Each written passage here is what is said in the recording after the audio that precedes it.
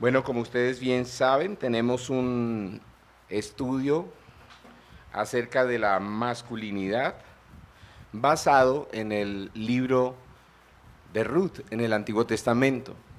Y el versículo central ha sido la expresión que usa Booz en el versículo 12 del capítulo 2, cuando él se dirige a Ruth y le dice que el Señor recompense tu obra y que tu remuneración sea completa de parte del Señor, Dios de Israel, bajo cuyas alas has venido a refugiarte.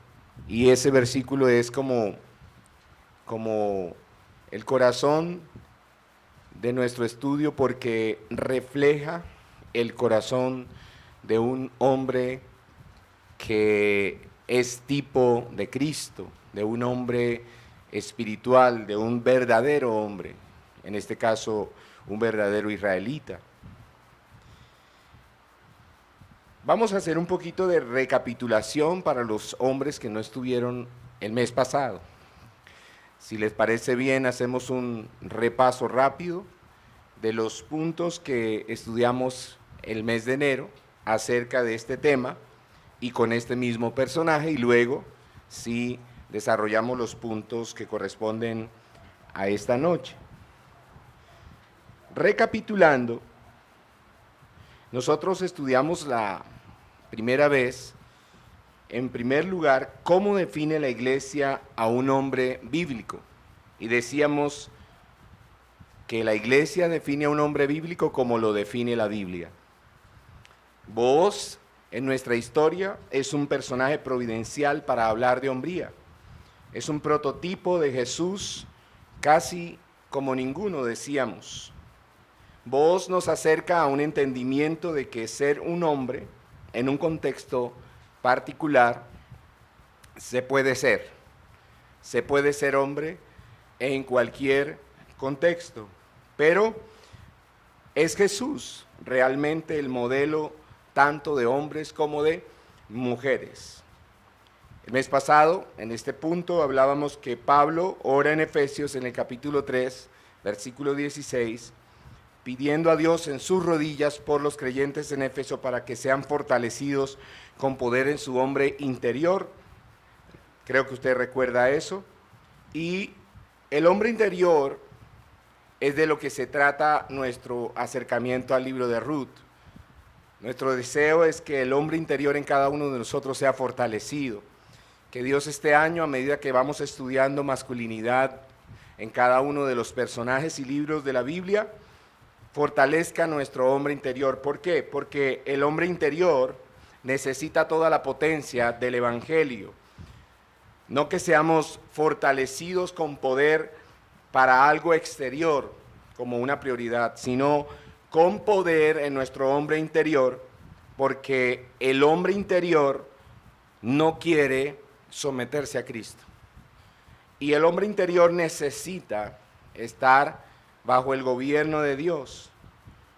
Y por eso es que Pablo dice esas palabras, que ora pidiendo en sus rodillas que los creyentes en Éfeso, y especialmente en ese contexto en el que se escribe la carta a los Efesios, se refiere a los varones principalmente, que ellos sean fortalecidos en su hombre interior. Ahora, creemos que esto es posible mediante el Evangelio o el poder del Evangelio, como Pablo mismo escribe en Romanos 1:16, porque no me avergüenzo del Evangelio porque es poder de Dios para salvación de todo el que cree. Entonces el Evangelio es poder de Dios para salvarnos de la ira de Dios y también para salvarnos de nosotros mismos. Ese fue nuestro primer punto el mes pasado. El segundo punto fue, un hombre bíblico es uno que se queda para encarar las crisis. Entonces un hombre como Booz se queda, no sale corriendo, sino que se queda para encarar la crisis de hambre que había en la tierra. Alguien como Booz parece que está diciéndonos a nosotros, yo sé que mi Redentor vive y que el hambre no tiene la última palabra. Es como Job en su historia, en su momento en medio de una situación muy terrible y quizá más terrible que esta hambre, porque él lo perdió todo en un solo día. Y él se queda, permanece allí, retiene lo que su esposa le dice que abandone, retiene su integridad. Y esta clase de hombres nos inspiran a nosotros para que nosotros también les imitemos, porque ellos lo hicieron por gracia, no lo hicieron porque eran mejores que nosotros, lo hicieron por la gracia de Dios. Quedarse cuando otros huyeron, ser puros cuando otros fueron impuros.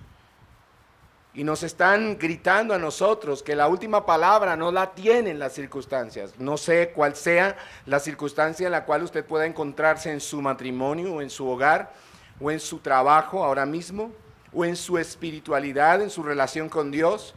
Pero esa situación de crisis, esa situación que puede hacernos subir o hacernos rendir, no tiene la última palabra. En consecuencia, los verdaderos hombres se quedan creyendo en la bondad de Dios para encarar la crisis, cualquiera que sea. La verdadera hombría, decíamos el mes pasado, se manifiesta ¿en dónde? En las crisis. El hombre bíblico se queda por fe para dar la cara. No es que está jugando a ser macho, como dicen en México. No está jugando a ser valiente, a ser hombre, sino que se queda porque cree, se queda porque tiene fe o sabe en quién ha creído. El tercer punto que estudiamos en enero es el siguiente: el hombre a la imagen y semejanza de Dios es un rompedor de silencios. Entonces decíamos en enero que cuando Dios habló la primera vez, Él creó y bendijo. Dios habló. Y lo que hizo cuando habló la primera vez, que está registrado en Génesis, fue crear y bendecir.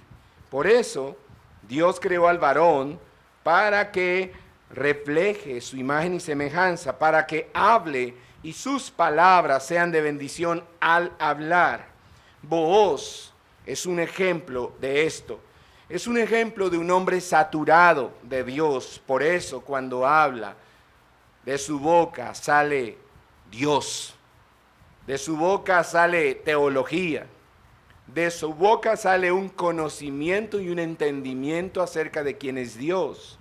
Un hombre que está empapado de Dios, y eso se nota en los detalles de su vida cotidiana. Por ejemplo, en el versículo 4 de Ruth, capítulo 2, leemos lo siguiente: y he aquí que vino Booz de Belén y dijo a los segadores, el Señor sea con vosotros. Y ellos le respondieron, que el Señor te bendiga.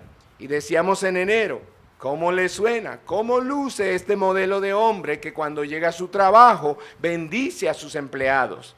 Saluda con bendición a sus compañeros de trabajo, a sus colaboradores. Y esto es tan real en su vida, no es un asunto ocasional, sino que lo hace permanentemente, de manera que sus empleados le responden que el Señor te bendiga.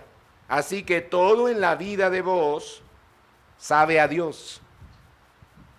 Entendemos que Jesús es el mejor y verdadero hombre en nuestro estudio, en nuestro acercamiento al libro de Ruth. Entendemos que Jesús es el verdadero y mejor hombre que rompió nuestro silencio y agonía por causa de nuestro pecado para entrar en medio de nuestro dolor y cambiarlo.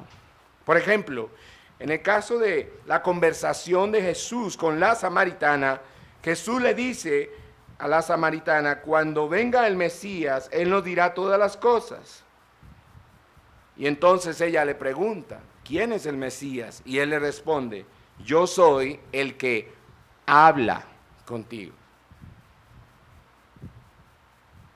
Todos los hombres que pasaron por la vida de la samaritana la buscaron para acostarse con ella. Y ella permitió que eso sucediera. 6 hombres había tenido en su vida. 5 hombres, y en ese momento, conversando con Jesús, tenía otro hombre, y él le dijo, y ese tampoco es tu marido. O sea que Jesús es el 7º hombre en la vida de la samaritana. 7 es número de perfección en la Biblia. El perfecto y verdadero hombre se aparece en la vida de la samaritana en esa conversación, y es el único de 7 hombres que no la usa, que habla con ella. Él le dice, yo soy el que habla contigo. Y fíjese que usted lee esa historia, usted va después a su casa a leer en Juan y se da cuenta que esa conversación de este hombre perfecto, de este hombre verdadero, con esta mujer produce salvación no solamente para ella, sino para sus coterráneos. Entonces, el hombre a la imagen y semejanza de Dios es un rompedor de silencios. Es uno que ya no se queda, ¿qué? Callado. ¿No es esa una de las reclamaciones más constantes o más frecuentes en casa? ¿Por qué te quedas callado? ¿Por qué no hablas? Y qué bueno para una mujer que esté escuchando y viendo esto a través de del internet, o que esté escuchando después este mensaje. Porque esa es la clase de hombres que deben buscar las mujeres cristianas.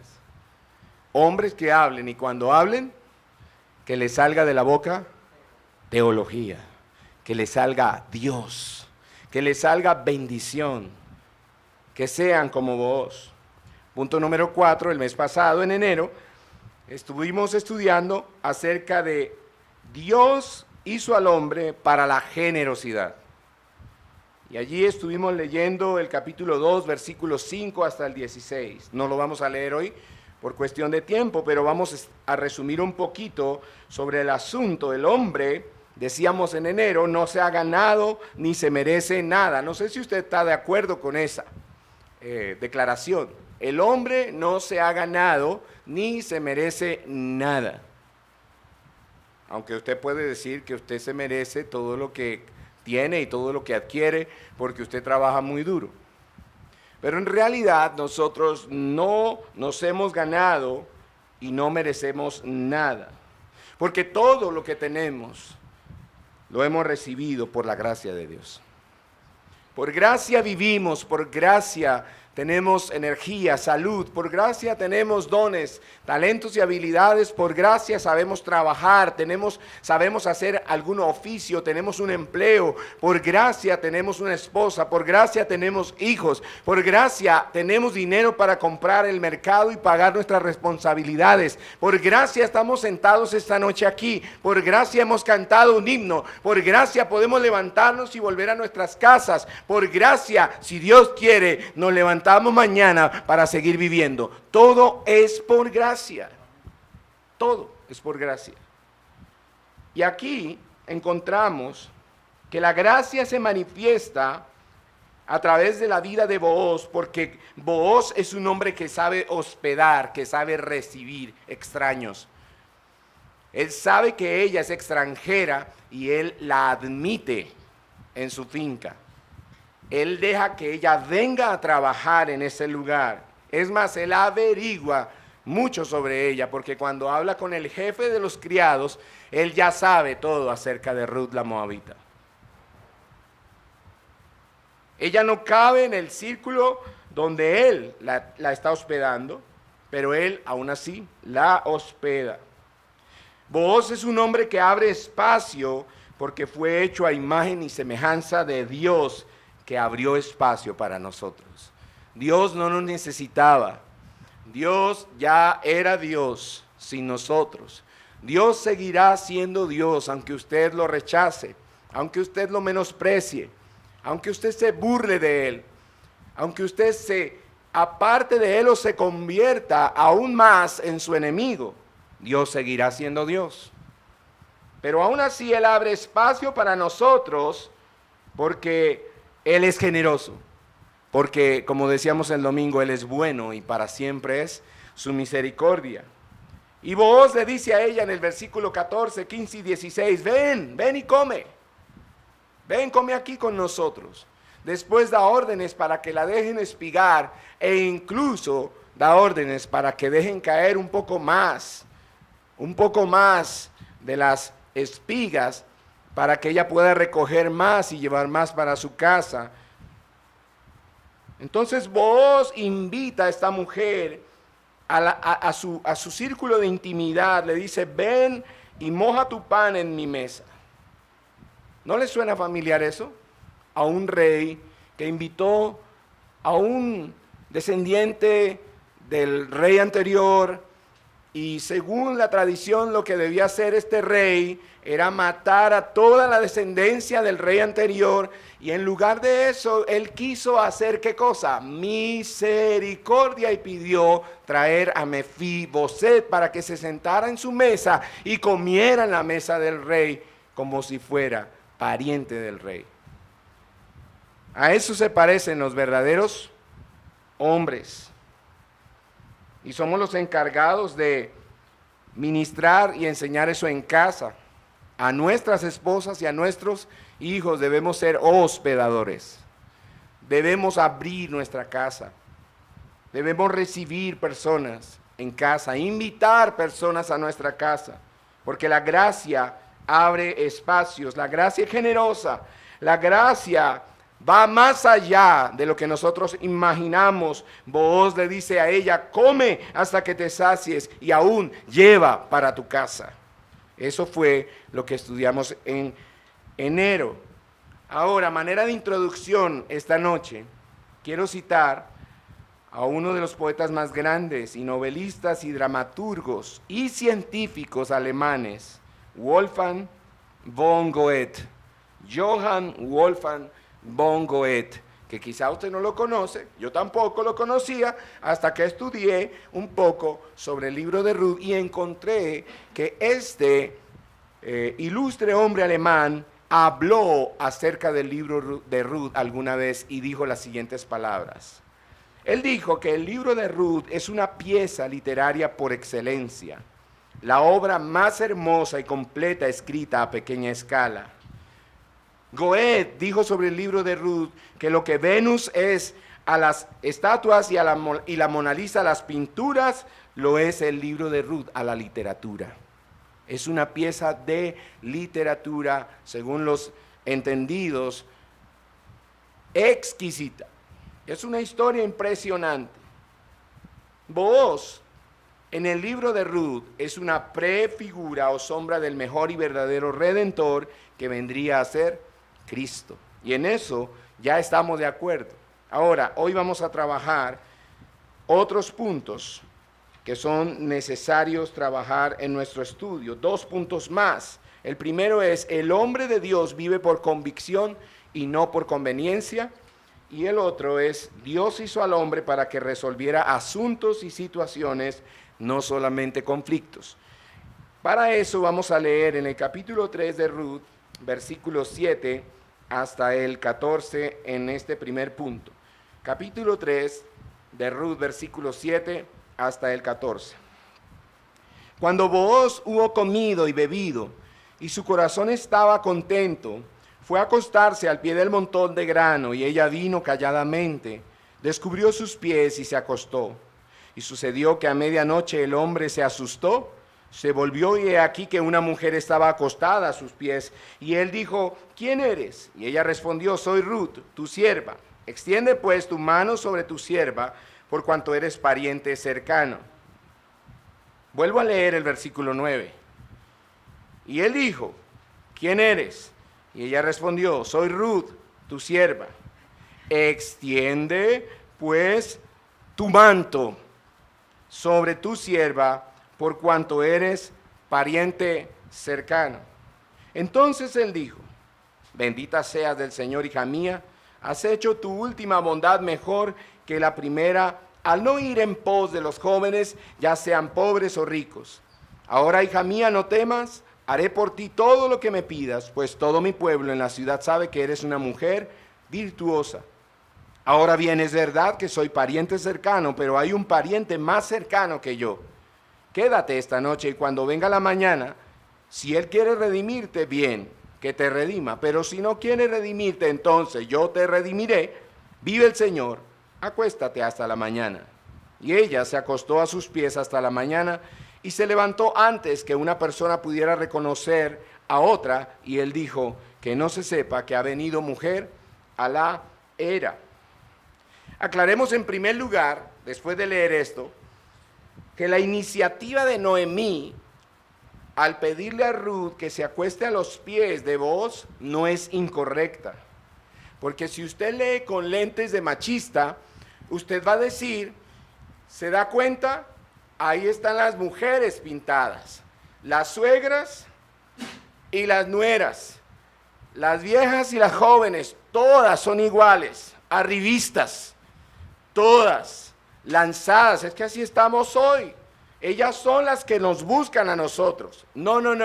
Quítese esas gafas, quítese esos lentes y póngase los lentes del Evangelio. Y veamos con cuidado que la iniciativa de Noemí, al decirle a Ruth, ve y te acuestas a los pies de Booz, no es incorrecta, porque ella, Noemí, está haciendo las cosas conforme a las tradiciones y leyes respecto a la redención de una mujer viuda. En Israel era costumbre que los padres arreglaban el matrimonio de sus hijos.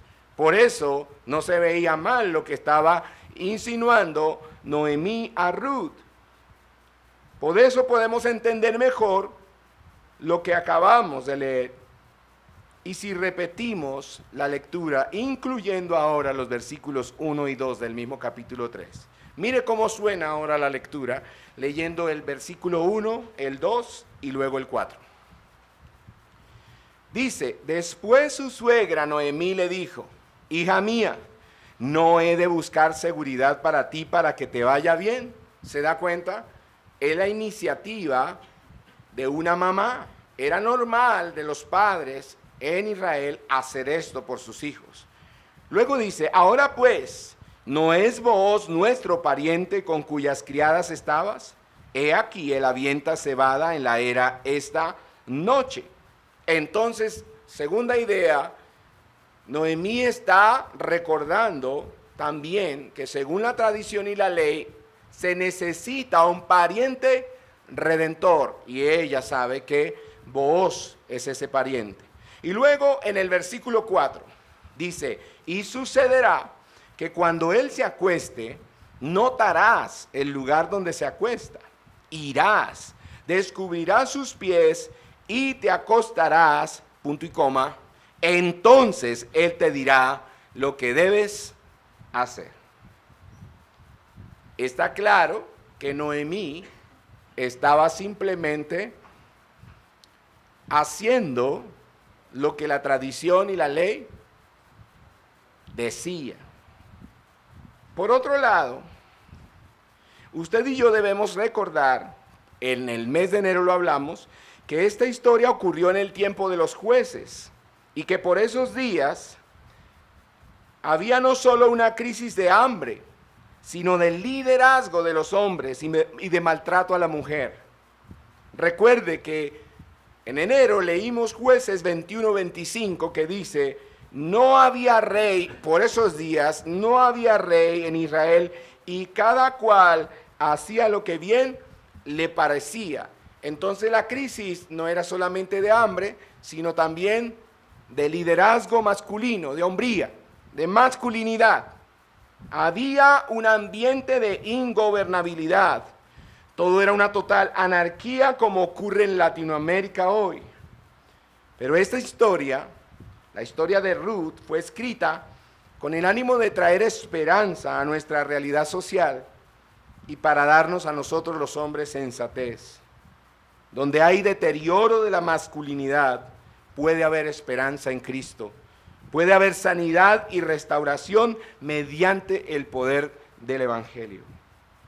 Hay muchas mujeres desesperanzadas.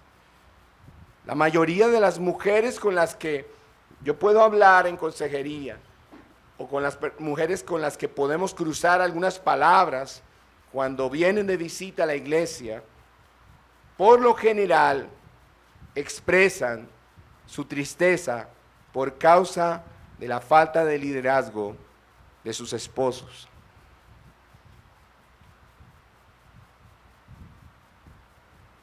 Pero esta noche usted y yo vamos a salir de este lugar con una convicción. Eso se acabó. En esta iglesia nosotros creemos que el Evangelio es poder de Dios para restaurar la masculinidad. Creemos que Cristo es poderoso para hacernos tan hombres como Dios quiere que seamos. Dios puede hacer lo posible. No nos podemos rendir y no nos podemos acomodar. Y no podemos aceptar que como está funcionando el mundo, la sociedad, nuestro país, nuestra cultura, no podemos aceptar que así es. Y que esa es la forma correcta como deben ser los hombres o vivir los hombres. No podemos aceptar eso. Porque hay un diseño de Dios para el hombre. Dios quiere que el hombre sea como Él dijo en Génesis, sea hecho a su imagen y conforme a su semejanza y que tenga mayordomía y pueda gobernar lo que Dios ha creado. Dios quiere que nosotros seamos líderes. En ese sentido, sí podemos decir esta noche que Dios quiere que usted sea cabeza y no rabo. ¿Cómo luce un hombre que no es cabeza? Como cola.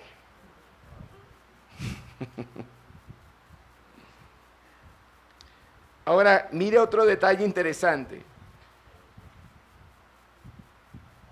Recuerde las palabras de Booz en el versículo 9. Él le dice a ella, ¿quién eres? Y ella responde, soy Ruth, tu sierva.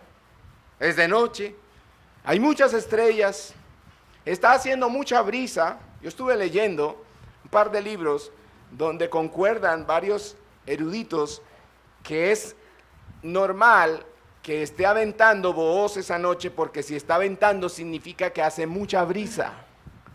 Y eso facilita la separación de la cosecha de lo que no es cosecha, de lo que es paja solamente.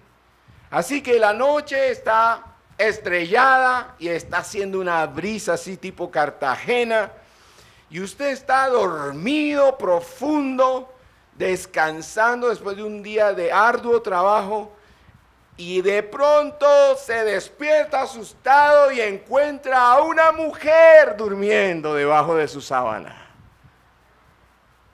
Y pregunta, ¿quién eres? Y ella responde, soy Ruth, tu sierva. Y entonces él dice, extiende pues tu mano sobre este hombre. Dice así. Dice, extiende pues tu manto sobre tu sierva. Ella le dice a él, extiende pues tu manto sobre tu sierva, por cuanto eres pariente cercano. Mis hermanos, ella no le está proponiendo a él que tengan intimidad. Porque yo he escuchado personas que interpretan ese versículo como que ella le dijo, hazme el amor. Bueno, pero para las mentes que llegan a ese nivel de creatividad, entonces quiero decir lo siguiente, mis hermanos.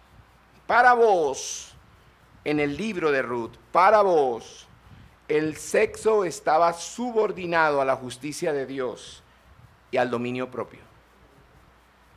Los hombres salvajes solo obedecen a sus hormonas, a los deseos de su carne y de sus ojos. Vos, deja que la justicia de Dios resplandezca sobre su pureza.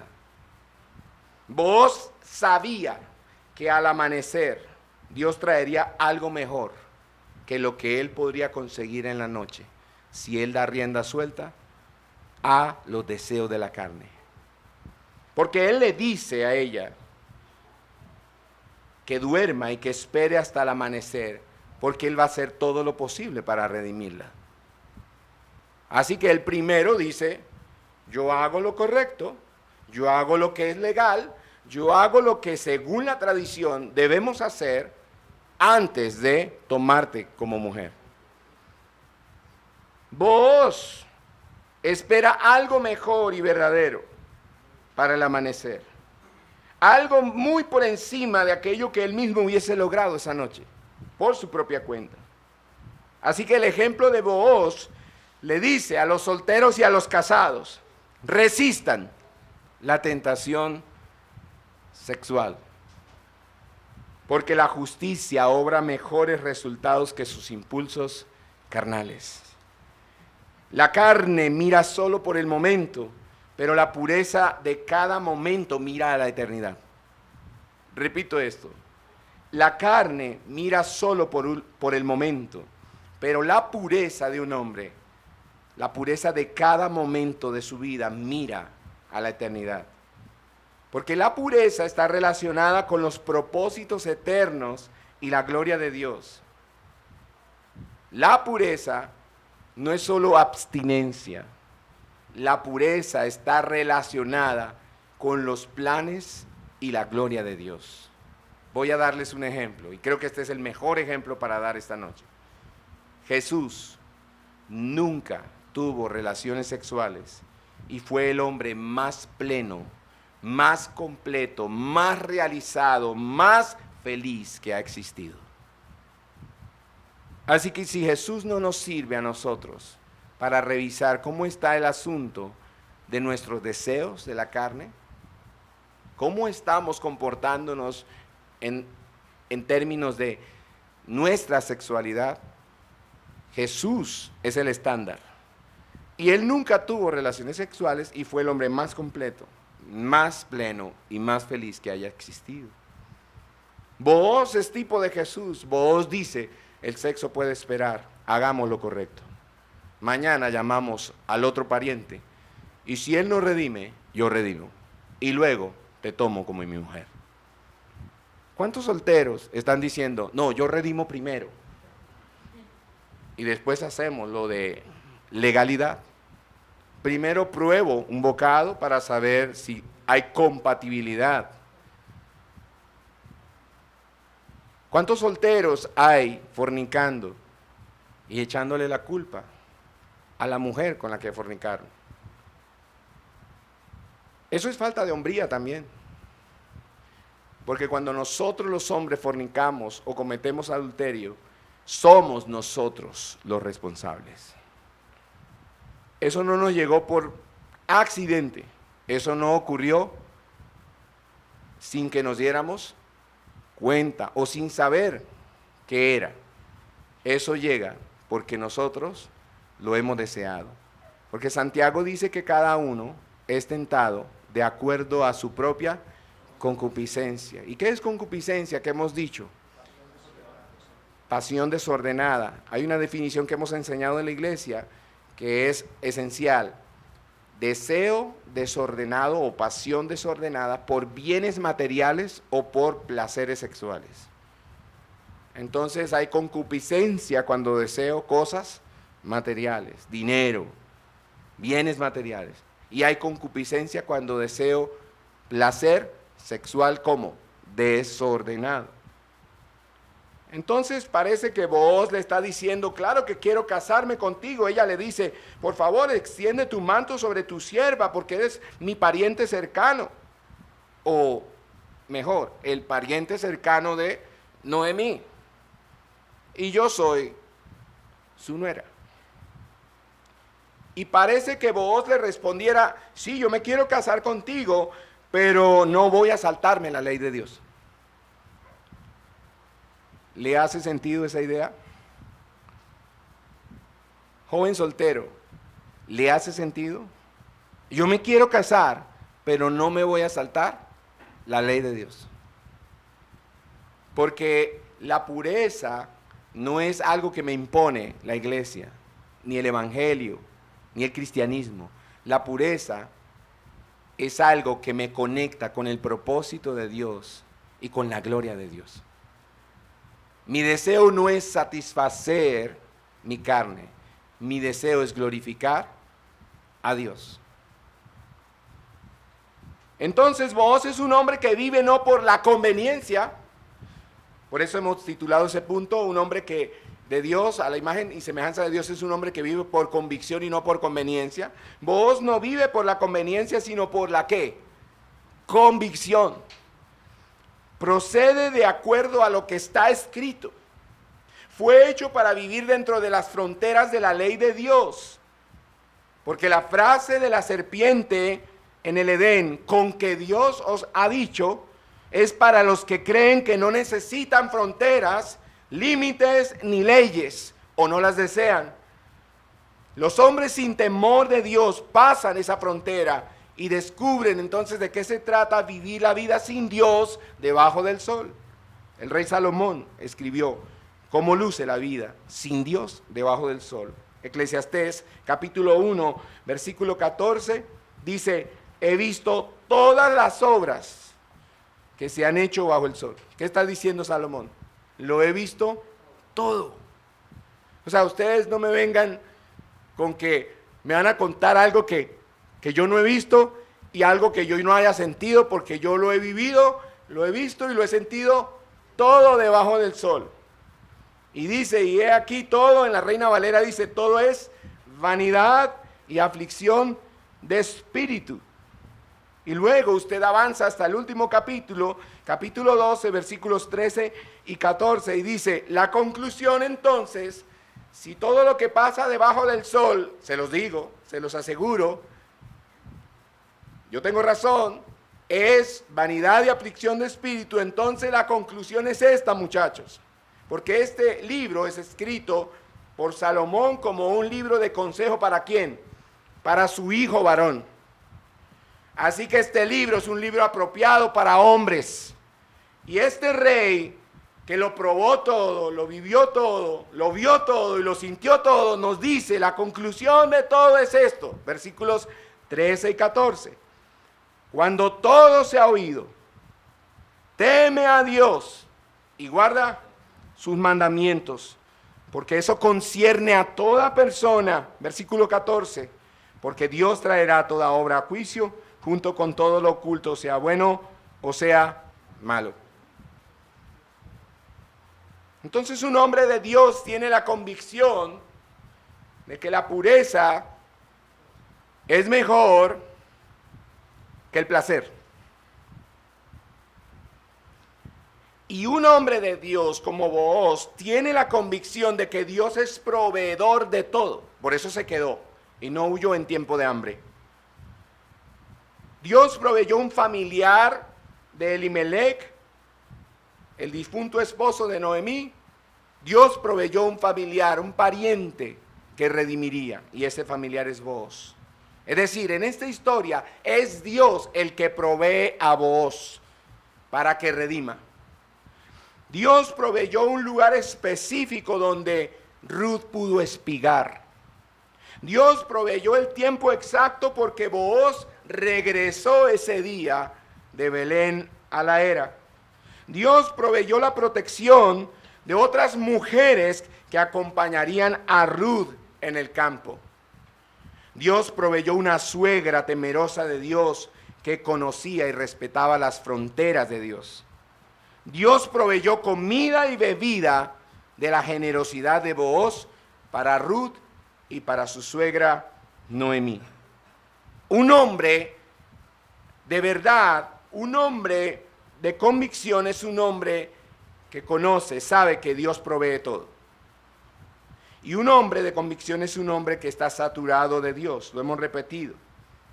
Como estudiamos el mes pasado, Booz era un hombre que valiente, y hay una palabra que usamos el mes pasado, admirable. ¿Y por qué? Porque se esforzaba, era valiente. ¿En qué? En obedecer la palabra de Dios. Hoy los chicos, si usted se da cuenta, hasta los cristianos, son muy valientes para hacer ejercicios y que se aumenten los músculos de sus brazos y de sus abdominales y de su pecho, y son muy valientes para sacarse selfies y ponerlas en las redes sociales para que las muchachas los puedan ver. ¿Cómo se ven ellos? Son muy ¿qué? Valientes. Usted le pide a esos muchachos que explique el evangelio, que le hable de la Biblia, que le hable teología, que le hable acerca de Dios, y no tienen nada para decir, porque el esfuerzo para ellos solo tiene que ver con el gimnasio, solo tiene que ver con sus músculos, con su apariencia. Un hombre de convicción es un hombre que está saturado de Dios. El saludo le sabe a Dios. Las buenas noches le saben a Dios. El negocio, la agricultura, sus relaciones, sus empleados, todo estaba lleno de Dios en la vida de Booz. Booz saludaba a la gente con Dios. Booz saludó y elogió a Ruth con Dios. Repito, que el Señor recompense tu obra y que tu remuneración sea completa de parte del Señor Dios de Israel, bajo cuyas alas has venido ¿a qué? A refugiarte. Booz decía, yo sabía que te ibas a fiar en mí. Todos esos jóvenes tan simples, tan bobos, tan tontos. Claro, tenías que pensar en un hombre como yo. Qué bueno que te fijaste en mí, mujer. No, él dice, Dios te bendiga, mujer. Dios te favorezca, mujer. Dios te recompense, mujer, porque tú has venido a refugiarte bajo las alas ¿de quién? De Dios. Para Booz, todo se trataba de Dios. Entonces Booz es un tipo de Cristo en el Antiguo Testamento. Y los verdaderos hombres en la iglesia deben reflejar la imagen y semejanza de Dios en este mundo fracturado y dividido por el pecado. Nuestro modelo es Cristo. Amén.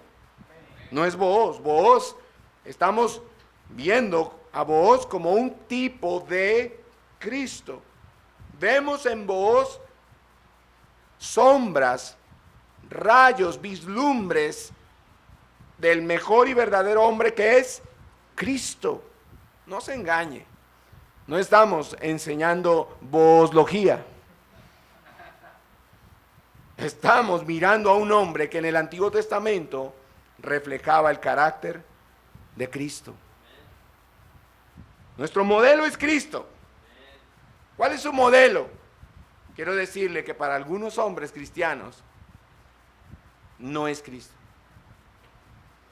Para algunos hombres cristianos su modelo es el gerente o el fundador de esa empresa, porque ha hecho tantos millones y ha tenido tanto éxito y ha prosperado tanto que ese es mi ¿qué? Mi modelo. Yo quiero llegar a ser como ese hombre. Y para los hombres que sueñan ser como los dueños de las empresas para las que ellos trabajan, yo quiero decirles que nuestro modelo mejor y verdadero debe ser Cristo. No son los hombres ricos ni poderosos, incluso no son hombres ricos y poderosos que dicen que son cristianos, porque generalmente la realidad de esos hombres ricos y poderosos que dicen que son cristianos es una vergüenza para el cristianismo, porque todos los días se publica en los medios de comunicación un nuevo escándalo de inmoralidad sexual o financiera sobre ellos. Y ellos dicen que son cristianos.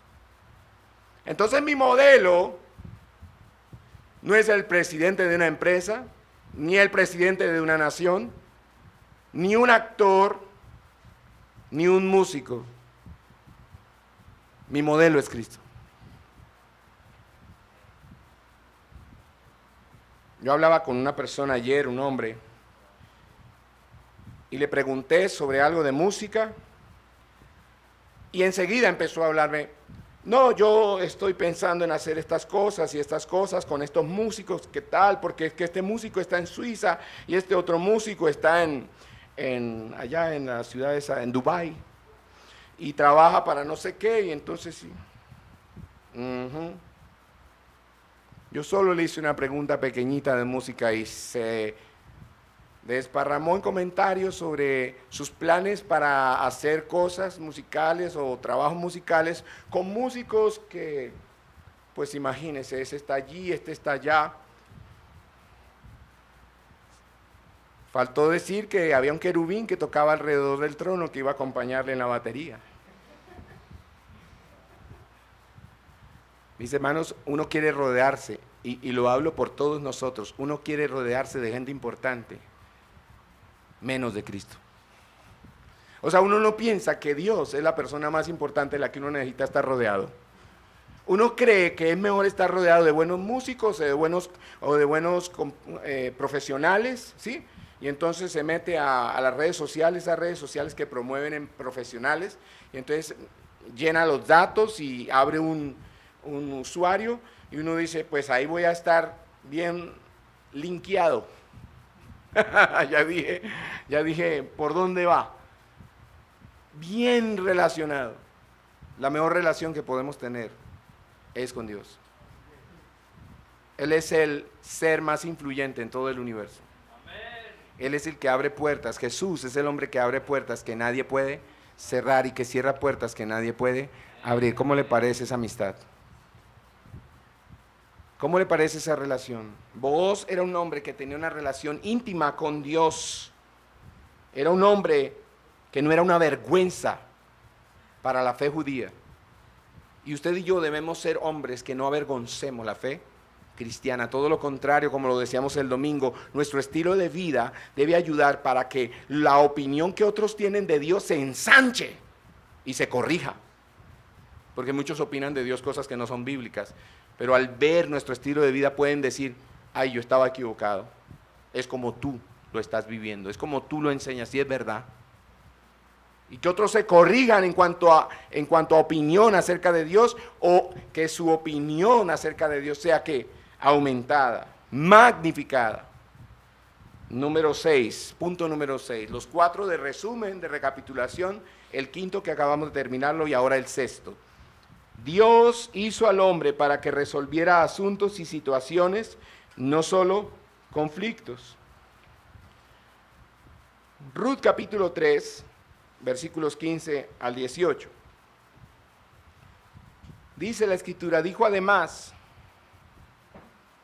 dame el manto que tienes puesto y sujétalo. Cuando ella se iba a ir, recuerdan que ella en la madrugada, antes que amaneciera, antes que otra persona pudiera ver a alguien, ella se va a ir para evitar un chismorreo. Y él le dice, dame el manto que tienes puesto y sujétalo. Y ella lo sujetó y él midió 6 medidas de cebada y se las puso encima. Entonces ella entró en la ciudad. Cuando llegó a donde estaba su suegra, esta dijo, ¿cómo te fue, hija mía? Y le contó todo lo que el hombre había hecho por ella. Y dijo, me dio estas 6 medidas de cebada, pues dijo, no vayas a tu suegra con las manos vacías. Entonces Noemí dijo, mire las palabras de Noemí, espera, hija mía, hasta que sepas cómo se resolverá el asunto, porque el hombre, atención, es una mujer la que dice estas palabras, porque ¿qué? El hombre. Qué bueno que la suegra pudiera decir eso de nosotros todos los días. Este hombre, en todo el sentido de la palabra, el hombre, dice, no descansará hasta que lo haya arreglado hoy. Entonces la sabia Noemí le dice a Ruth, espérate hasta que se resuelva el asunto. Porque Noemí sabía que esta clase de hombres no pospone las agendas. Y aquí vamos con la tabla. Booz es un hombre que dice que va a hacer y lo hace. No que dice, voy a hacer y no hace. Y a nosotros nos pasa, algunos más seguido que a otros, que decimos, yo voy a hacer esto y ¿qué? Lo posponemos, lo procrastinamos. Noemí sabe que Booz es un hombre que no pospone agendas. ¿Y por qué? Porque los hombres redimidos resuelven. No se quedan pasivos, los hombres redimidos no son flojos. El hombre que resuelve entonces toma la iniciativa. No es alguien que está continuamente esperando que la mujer lo haga, que su mamá lo haga o su hermana lo haga. No, él lo hace. A veces hay que decir en la casa, mijito, hace 20 años le dije que arreglara esa gotera. Es una exageración, como para tratar de explicar que hace mucho tiempo le vengo diciendo a este muchacho que arregle ese daño que hay en la casa. Y así hay hombres que no resuelven. ¿Cuándo es que va a hacer ese trabajo, mijo? Mijito, ¿cuándo es que va a pagar esa deuda? ¿Cuándo es que va a cumplir lo que prometió? Un hombre de verdad no es un individuo que espera encontrar las cosechas sin trabajar. ¿Qué le parece? Un hombre de verdad trabaja para cosechar. No espera cosechas sin trabajar. Y esto va para los hombres que se han dejado engañar por la teología de la prosperidad, que se la pasan declarando y profetizando que van a tener dinero en lugar de ponerse a trabajar. Yo declaro y yo profetizo, y es que yo estoy esperando y yo estoy confiado que el Señor va a hacer, porque así como hizo con fulano de tal, también hará conmigo, y Él me dará la tierra y yo la voy a poseer. Si no trabaja, mijito, no va a poseer ni un pan, ni una aguapanela, nada no va a poseer, porque el Señor dice que el que no trabaja, que no coma. Así que los hombres de verdad no esperan cosechas, sino que ellos siembran y trabajan para hacer que las cosechas sucedan. El Señor le dio la creación al hombre para que la trabajara, para que la labrase y, por supuesto, para que también cosechara y disfrutara del fruto de su trabajo. Ahora vengo con otra idea de Booz. Booz es un hombre de verdad, porque Booz se anticipa, como él va a resolver, él se anticipa. Entonces, para anticiparse, él hace un plan y usa la inteligencia. Y usted dirá, ¿dónde dice que nosotros tenemos que ser así? Jesús dijo en Mateo 10:16, mirad, yo os envío como ovejas en medio de lobos, por tanto, sed astutos. Son palabras de Jesús. Sed astutos como las serpientes e inocentes como las palomas. Booz se anticipó con inteligencia ante el pariente redentor más cercano y el plan de Booz funcionó. Fue eficaz. ¿Qué fue lo que hizo Booz? Capítulo 4, versículo 2. Y Booz tomó 10 hombres. Es que eso pasa, perdóneme que haga este paréntesis, no está aquí en el bosquejo, pero tengo que decir esto. ¿Cómo puede ser tan inteligente, tan estratégico, tan impresionantemente sabio Booz para ganarle la partida al otro pariente? Bueno, muchachos, porque él no se la pasó toda la noche teniendo sexo. Él estuvo más bien pensando, ¿cómo lo hago? ¿Cómo puedo hacer legalmente esto sin transgredir la ley de Dios? ¿Cómo? Entonces dice, versículo 2 del capítulo 4, y Booz tomó 10 hombres de los ancianos de la ciudad y les dijo, sentaos aquí. Y ellos se sentaron. Entonces dijo al pariente más cercano, me gusta esto. ¿Quién busca a los ancianos? Booz. Él no manda a Noemí. Él no manda a su mamita. Él va personalmente a buscar a los ancianos. ¿Quién le habla al pariente? Booz le dice a uno de los ancianos, háblale, dile que, a ver si... No, él enfrenta eso. Dice, y dijo al pariente más cercano, Noemí, que volvió de la tierra de Moab, tiene que vender la parte de la tierra que pertenecía a nuestro hermano Elimelec. Y pensé informarte, diciéndote, cómprala en presencia de los que están aquí sentados y en presencia de los ancianos de mi pueblo. Si la vas a redimir, redímela, y si no, dímelo para que yo lo sepa, porque no hay otra aparte de ti que la redima, y yo después de ti. Y él dijo, la redimiré. ¿Vieron cómo lo hizo? ¿De qué le habló vos al otro pariente? De tierra. Claro que sí.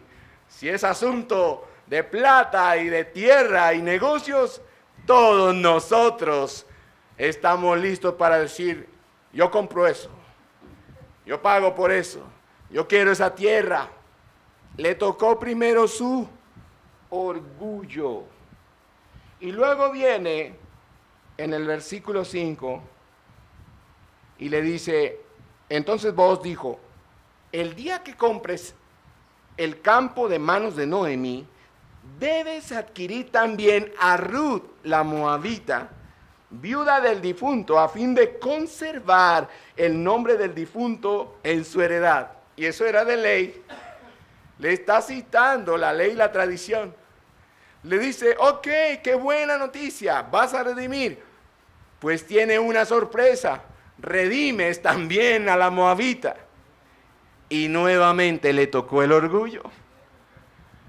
Y miren la respuesta, y el pariente más cercano respondió, ay, no puedo redimirla para mí mismo, no sea que perjudique mi ¿qué? Heredad. Entonces, la muchacha le iba a traer mala suerte al negocio. Y él dice, mejor no la redimo, redímela para ti, usa tú mi derecho de redención, pues yo no puedo ¿qué? Redimirla. Entonces Booz se anticipó con inteligencia ante el pariente redentor más cercano y su plan fue eficaz. ¿Qué sacó a la luz el plan de Booz? La forma de presentar el asunto. Porque es la forma de presentar las cosas, no la forma de decir las cosas para resolver un asunto. En eso, Booz nos está dando una clase de sabiduría. La hombría y la masculinidad tiene que ver con sabiduría. Y de eso nos falta mucho. Y entonces, ¿qué sacó a la luz? Bueno, la sabiduría de Booz sacó a la luz la falta de hombría del otro pariente.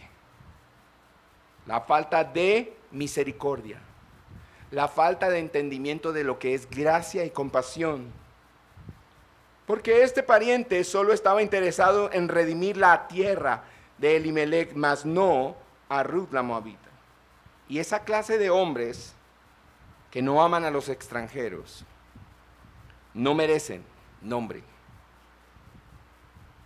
Porque esos hombres rehúsan lo que Dios ama. Dios ama al extranjero. Y aquí estamos hablando que Dios ama a los perdidos. Yo le vivo diciendo a mi esposa, si nosotros solo invitamos a la casa a las personas que más nos caen bien de la iglesia, nosotros no estamos haciendo algo bueno. Nosotros tenemos que invitar a nuestra casa a todas las personas de la iglesia en lo posible.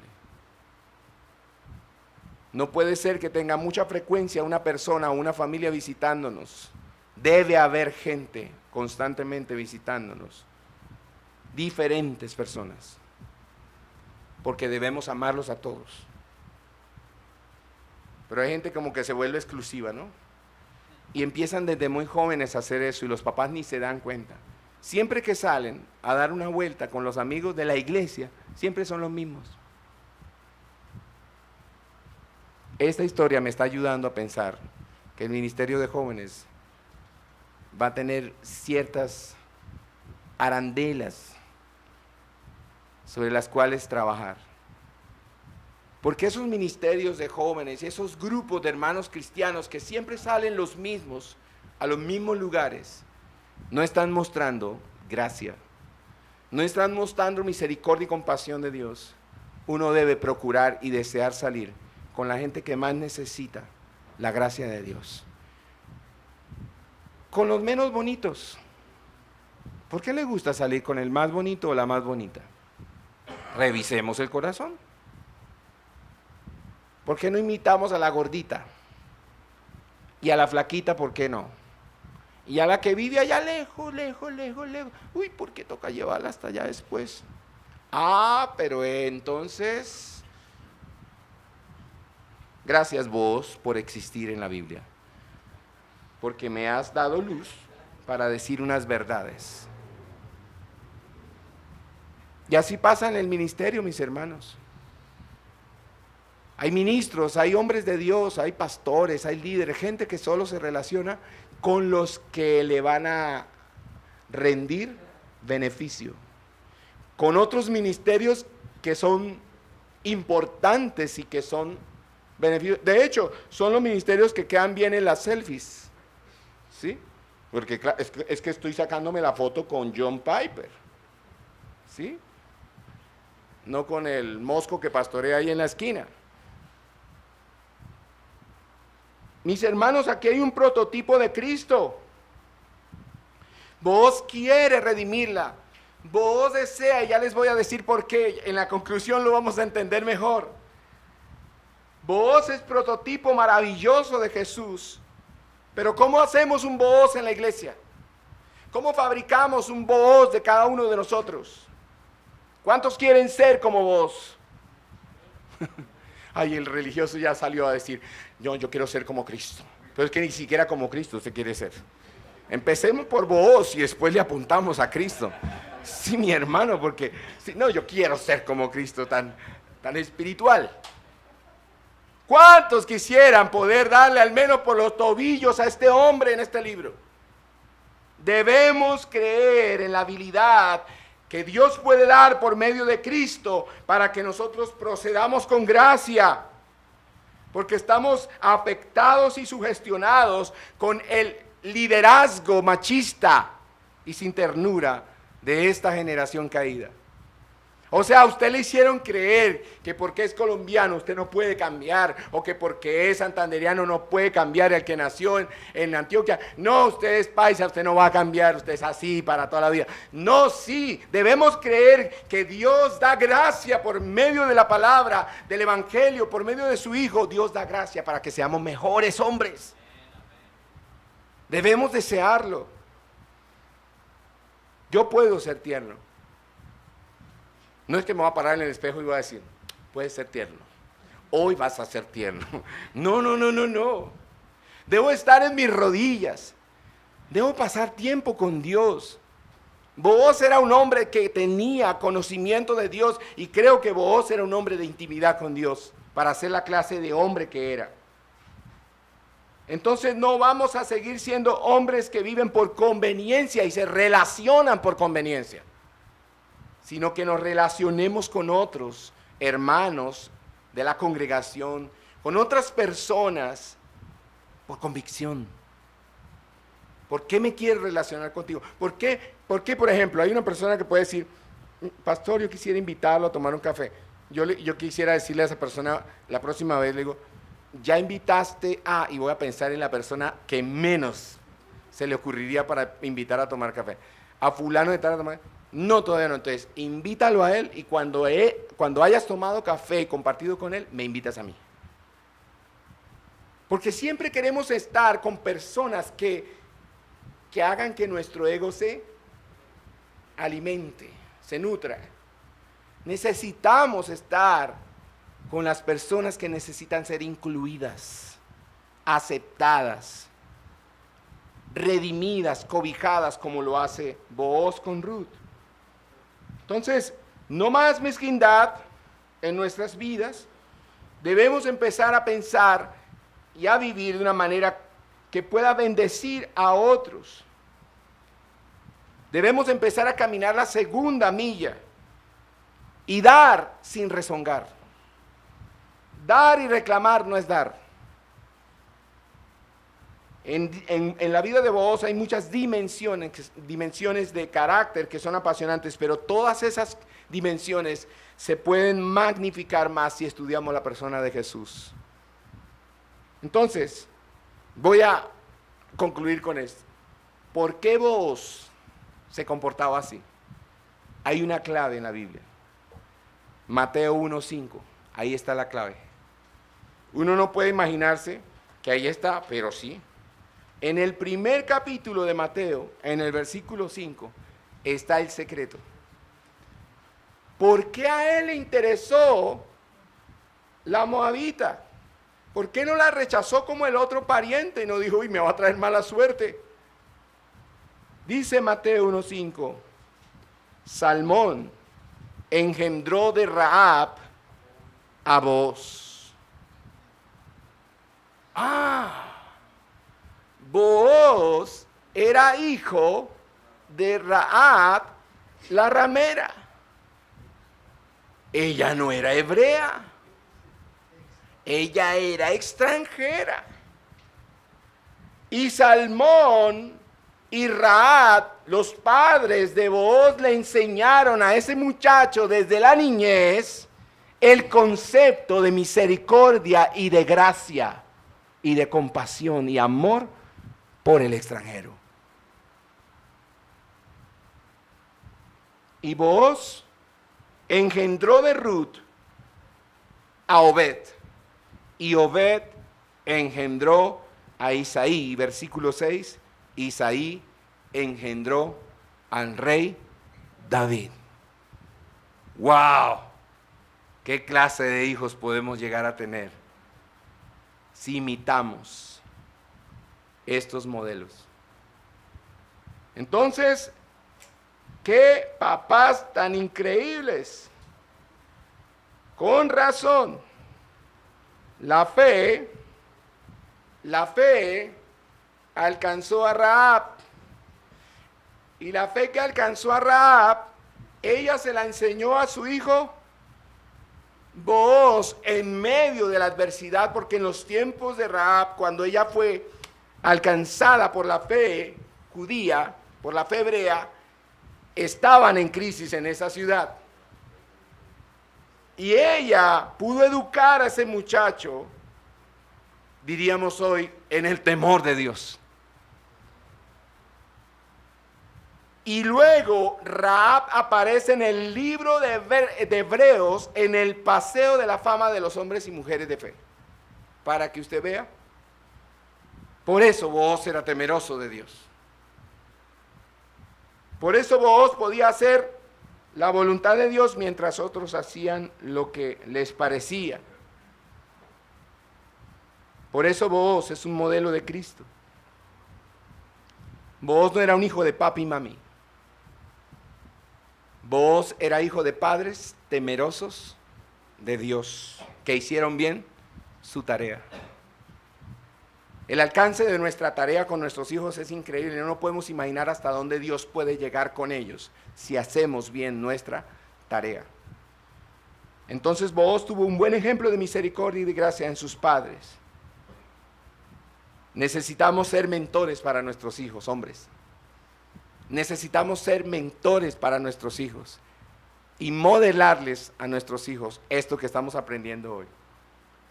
Misericordia, compasión, generosidad, gracia.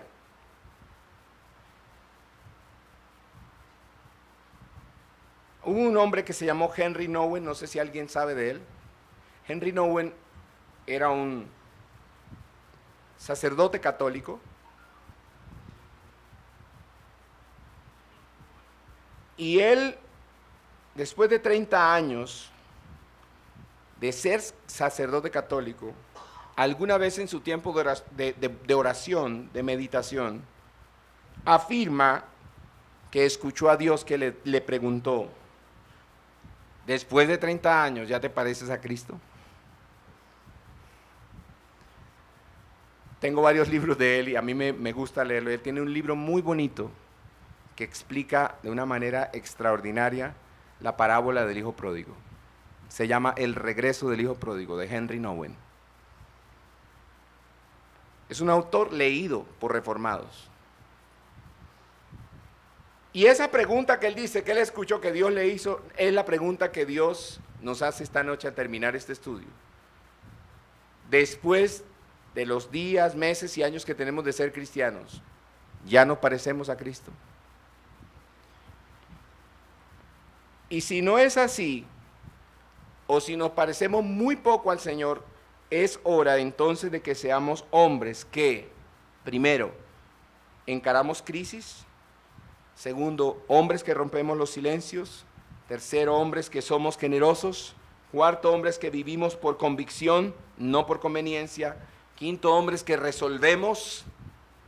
Y sexto, hombres que imitamos a Cristo. Amén.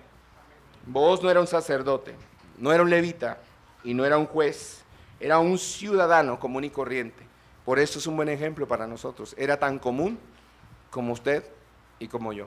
Vamos a orar y le pedimos al Señor ayuda y gracia para que el estudio que hemos hecho de el libro de Ruth en el mes de enero y este mes nos estimule en el corazón a seguir buscando más tesoros, más riqueza en ese mismo libro de Ruth y a seguir imitando a esta clase de hombres.